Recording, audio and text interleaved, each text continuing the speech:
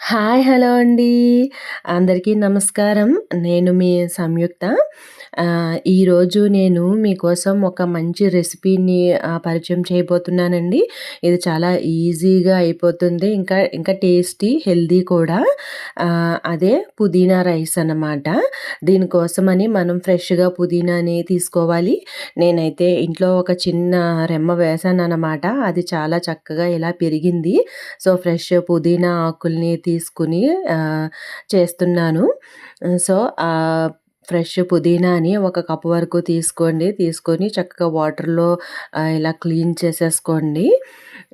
ఇప్పుడు ఒక చిన్న మిక్సీ జార్ తీసుకొని అందులో మనం తీసుకున్న ఈ పుదీనా దాంట్లోనే ఒక 4 పచ్చిమిరపకాయలన్నమాట. 4 పచ్చిమిరపకాయలు వేసేసి తర్వాత వెల్లుల్లి రెబ్బలు, చిన్న అల్లం ముక్క వేసి మిక్సీలో చాలా మెత్తగా చక్కగా గ్రైండ్ చేసుకోవాలన్నమాట. టేస్ట్‌కి సరిపడా సాల్ట్ కూడా ఇక్కడే యాడ్ చేసేయండి. యాడ్ చేసేసి చక్కగా చూసారా ఎంత మెత్తగా అయిందో ఇలా పేస్ట్ లాగా చేసుకోండి.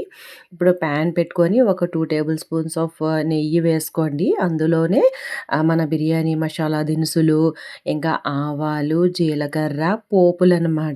మనకి తెలుసు కదా! శనగపప్పు, మినపప్పు, పలుకులు ఇవన్నీ వేసుకోండి. ఇంకా జీడిపప్పు కూడా వేసుకోండి. ఇవన్నీ వేసుకొని చక్కగా ఫ్రై అవ్వనివ్వండి. ఫ్రై అయిన తర్వాత ఇందులోనే కరివేపాకు రెమ్మలు కూడా వేసుకోండి. కరివేపాకు వేసి శుభ్రంగా బాగా ఫ్రై అయిన తర్వాత ఇప్పుడు మనం ఏదైతే గ్రైండ్ చేసి పెట్టుకున్నామో ఆ పుదీనా పేస్ట్‌ని కూడా వేసేసుకోండి.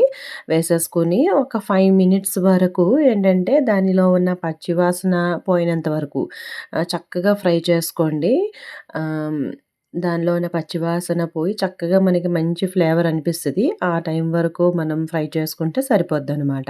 అలా ఫ్రై చేసుకున్న తర్వాత తీసేసుకొని మనం ముందుగానే రైస్‌ని కుక్ చేసుకొని ఉంచుకోవాలనమాట. మరి మెత్తగా కాకుండా కొంచెం పొడి పొడిగా ఉండేలాగా రైస్‌ని కుక్ చేసుకొని, ఇప్పుడు ఆ రైస్‌ని ఇందులో కలిపేసుకోవాలనమాట. మొత్తం అంతా కలిసేలాగా చక్కగా కలిపేసుకుంటే చాలా ఈజీగా, టేస్టీగా, ఇంకా హెల్తీగా మనకి పుదీనా రైస్ రెడీ అయిపోద్దనమాట.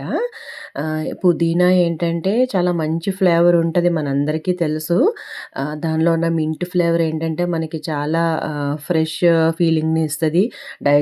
డైజెస్టివ్ సిస్టమ్‌కి చాలా మంచిది. అన్నిటికంటే పిల్లలు కూడా చాలా ఇష్టంగా తింటారనమాట. మనం లంచ్‌కి ఏదైనా ఈజీగా చేసేయాలి, ఫాస్ట్‌గా అయిపోవాలి, హెల్తీగా ఉండాలి అన్నప్పుడు ఇలాంటివి ట్రై చేస్తే చాలా బావుంటదనమాట. హెల్త్‌కి కూడా మంచిది.